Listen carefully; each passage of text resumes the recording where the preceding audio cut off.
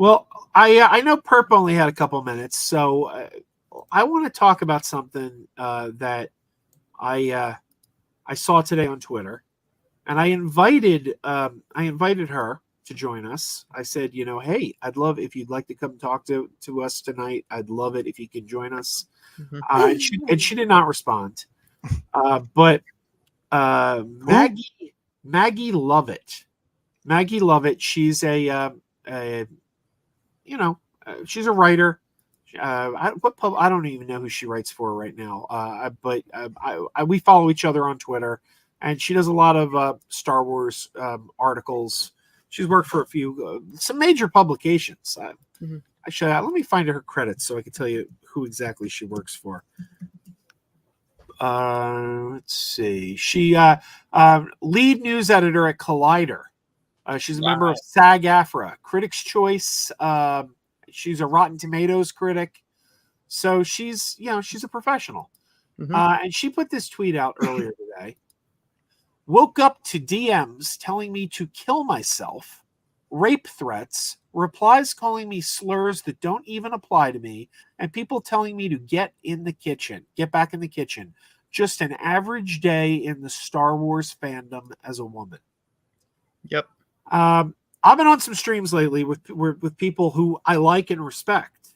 I don't want to trash anyone. Good people that I think are decent people, who have questioned whether or not there really is sexism or racism in Star Wars fandom. They've said, "Well, I never saw it."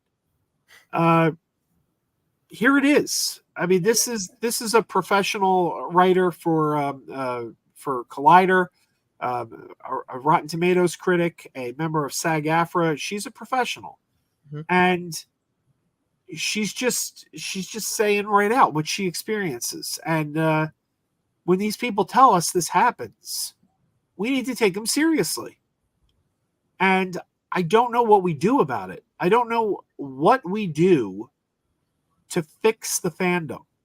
I don't know if you can fix the fandom, but this kind of stuff has to stop, and I don't know how we make it stop. I'd love to hear your guys' thoughts on this. With sexism in any fandom, really, but especially with Star Wars, I really noticed it with Rose. Rose got the brunt of it as soon as she was brought into the Last Jedi.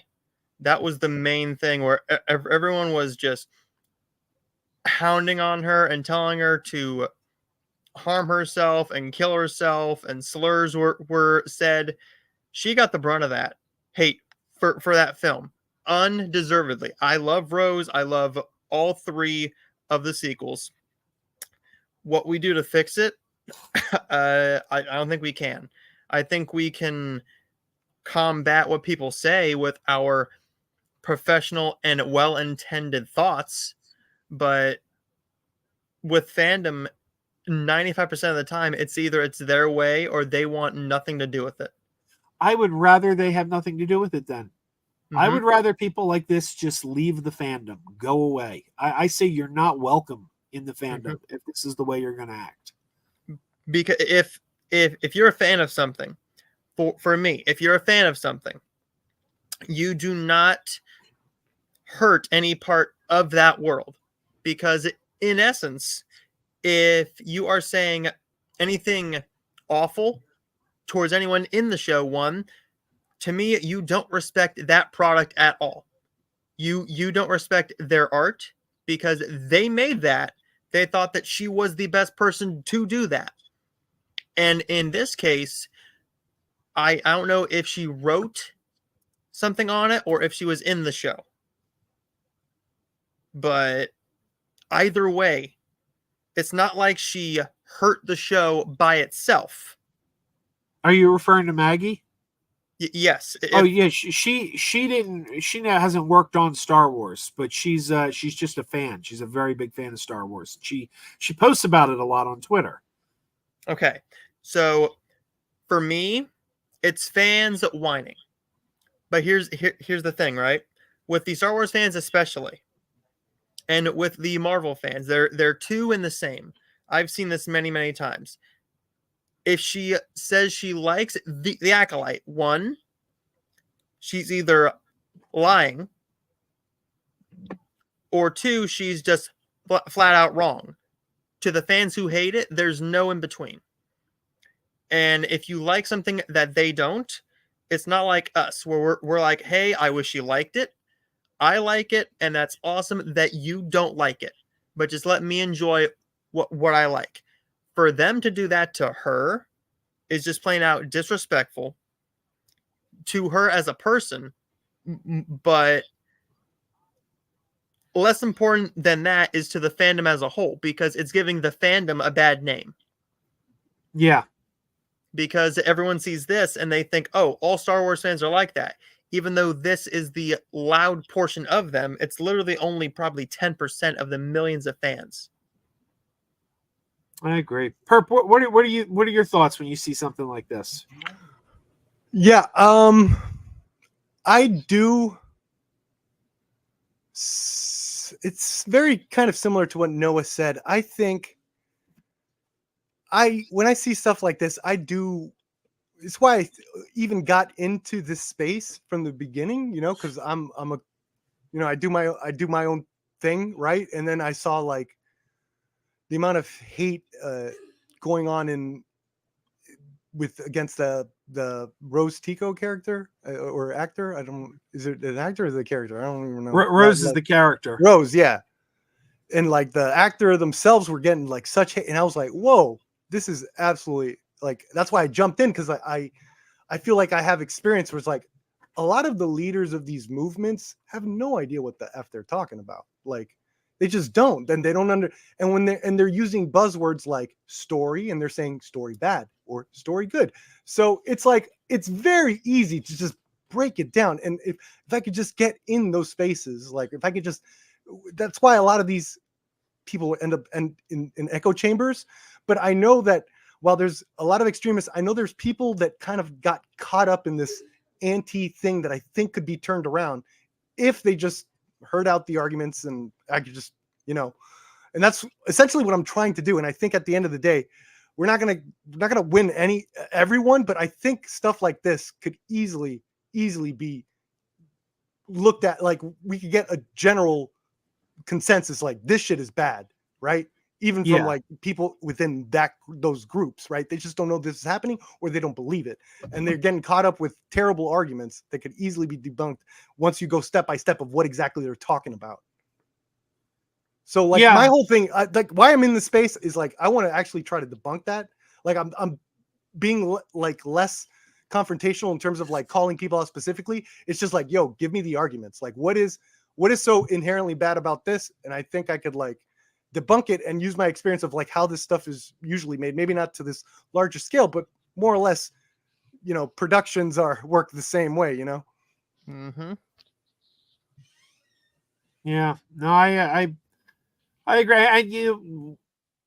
Going back to like when people say, like we heard people, obviously Perp, you and I have talked about this. We're both enjoying the Acolyte. But we've heard people saying, this destroys the franchise. It destroys the franchise. And my thing is like, if one TV series, if 8 episodes can destroy a franchise, were you really a fan of that franchise? Were you ever really a fan? Because I have things that I love. Like let's go to my beloved Star Trek. I love Star Trek. It's my favorite thing in the world. And I don't like all Star Trek. There are some really lousy episodes of Next Generation. I mean, season 1 of Next Generation is pretty terrible. I was never a huge fan of Voyager. There's a couple really bad movies like Star Trek Nemesis and Star Trek Into Darkness. So I don't like everything that franchise has produced. But when I see a bad movie, when I see a bad episode, my attitude isn't, it's all destroyed now. It's all destroyed. My attitude is, well, that one sucked. I hope the next one's better. 9 times out of 10, it is. 9 times out of 10, the next one is better. Because they're not all going to be winners. You know, Next Generation, I think Next Generation is the most popular Star Trek series. And nobody likes season 1. You know? Nobody likes that season. So, I mean, don't get me wrong. Somebody somewhere likes that season. I know, but generally speaking, the fans always talk about how garbage season 1 was. So, if I hated, I didn't like Andor.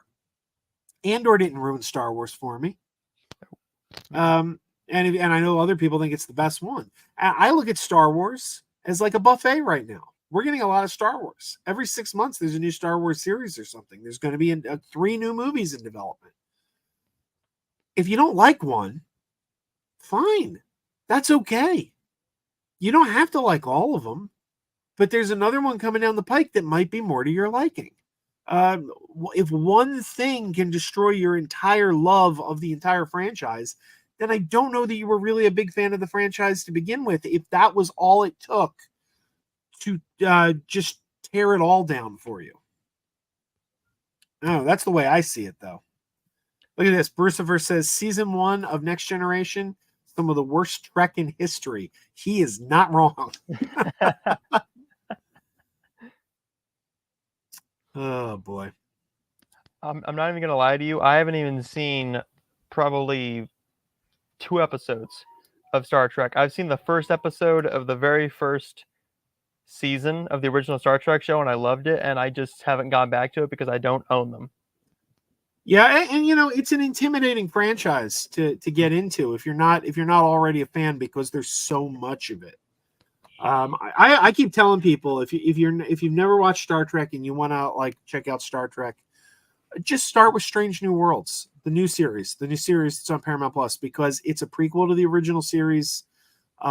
It's kind of going back to the beginning, and it's a good jumping in point. It's very good entry level Star Trek. So, oh boy, yeah. Vinny to the K says, not only do I not agree with these people's hate and opinions, I personally never get that worked up about fictional stories and IP. I might criticize if I don't end up liking something, but it's never that serious. Well, here's another thing that's kind of frustrating is that I think while I am enjoying The Acolyte, I could see the flaws and I could see a lot of the stuff that I think it'd be worth talking about. Okay, why isn't this part working? Why isn't this aspect working? And I think there could be actual healthy dialogue in terms of what's missing or what could be done and all that. And I think it just gets caught up with just terrible. It's bad. It's they're doing this, they're doing that. Like there's not even really any arguments of what is like the bad part, right? It's like kind of just vague. It's just bad, right? Mm-hmm. Oh, like right. And then they say they're doing this with the lore, right? And it's like, well, we're not really talking about story beats or character moments or how this character is interacting with that and what it means about that. Like none of that is happening anymore.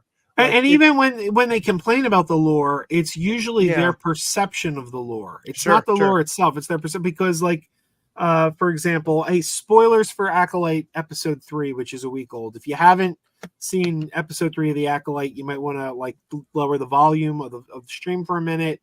I'll give you a thumbs up when we're done talking about it. Okay, so if you haven't seen that and you don't want to be spoiled, turn the volume down, and when I give the thumbs up, you can put the volume back up. Here we go. It's coming now. You've been warned. In episode 3 of The Acolyte, we find out that there was an immaculate conception. These babies were born without a father. Very big this year, by the way. Yes, and people are acting like that is lore breaking when it happened in the prequel trilogy. Yes, and then it happened with Anakin. We've seen it before. And then what happens is that the argument turns into, well, that's what made Anakin special. Right. But then I think then we could go into, well, if that's what made Anakin special, is that it's just a title essentially, because he wasn't like the chosen one essentially. Like it's all lore breaking, and what's really for me, it's like where it gets fun. It's like, well, if you think this is lore, it all goes back to the prequels, right? Let's go there, and we'll talk about good story structure and beats and stuff like that, right? So right. Non-canon stories from legend. Yeah, yeah, Bruce is right. He's right. What do you call it? The whole thing though about, well, that's what made Anakin special though. Again, that's your perception Yeah. It's not breaking the lore That was because this also- is something that's already in the lore. That's literally also could be commentary. That was literally the Jedi's perception as well, Right. and that was their falling. And- They had and to I'm put up with him because they thought he was the chosen one. And I'll tell you something else. That's right. He wasn't the chosen one. Everyone's like, well, Anakin was the chosen one. No, he wasn't. Anakin was a false chosen one, because we find out in episode 3 that I mean, they don't say it right out, but it's insinuated that Darth Sidious was responsible for Anakin's birth, because he talks about the story of Darth Plagueis and how he used the Force to create life. And the insinuation there was that was the where Anakin came from. So he was never really the chosen one. He was made by the Emperor. He was a fake chosen one. So it wasn't even true. Yeah, it's all messed up. I didn't even. But think of again, that. it's your perception. They put the lore out there. Here's what we've given you. How do you want to perceive this? And people perceived it as, well, Anakin was special. So we're not actually breaking the lore by having because something they that can't happened actually before. look at the character's deeds and plot points to call them Right. special. It's literally a title. It's literally a title that people are Exactly. upset is no longer a title. Exactly. Oh, by the way, we talked about the Henson before you got here, Perp. We were talking about the Henson Company selling the historic Chaplin Studios. I just got a message from my friend Clinton, who runs two great shows you should be checking out, both podcasts and available here on YouTube. Comedy Forecast with the number 4, Comedy Forecast, and the topic is Trek. Go subscribe to both of those.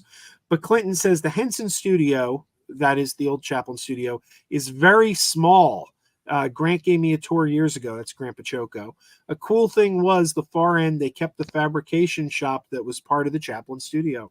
That's really cool. I never knew my buddy Clinton actually was on the lot. A little jealous there. Little jealous. All right. I don't want to. I only was planning to go live for about an hour. We've been on for about 50 minutes. Chris says he's special because he killed younglings. Anakin was the Antichrist. He killed a lot. You got all their adrenochrome. Kevin says Star Wars Acolyte will get renewed for season 2. I'm not sure, because it's a murder mystery. Is there anywhere to go after season 1? I kind of figured it was a miniseries like Obi-Wan, or It's like maybe they do it like Glass Onion. They get the gang back together, solve another murder. Yeah, maybe. But once again, I wanted to go back to why it's frustrating. I think because for episode 3 specifically, I think there was actually a lot of good writing in that episode, but the kind of like I don't want to say failure, but like the flaw was in kind of the direction and some of the pacing issues, and it would seem like reshoots and stuff like that. But the writing is actually really good. It was just it lacked the impact in some of the scenes and I think that could be a really interesting conversation. But it's like, no, it's the story's bad because the thread. Or it's like, all right, it's like you can't even have decent conversation. Where it's like, oh, this could be interesting because the story is actually really cool and really good. I thought it's actually really like kind of a failure of the direction in certain parts of creating suspense. The connection of Soul is there with why he found this girl special, because he was spying on her. He could see that she goes off alone and all this. Like all this is good writing, guys. This is what we want. We want good character work. Why characters like each other, plot points, and all that stuff. And I think maybe it didn't have the pizzazz or flash when they're presenting these plot points that people are getting bored or something. But technically, this is good story. This is good. Sorry, I'm getting worked up. This is good storytelling. So I don't understand what people are saying, or they don't know what the F they're talking about.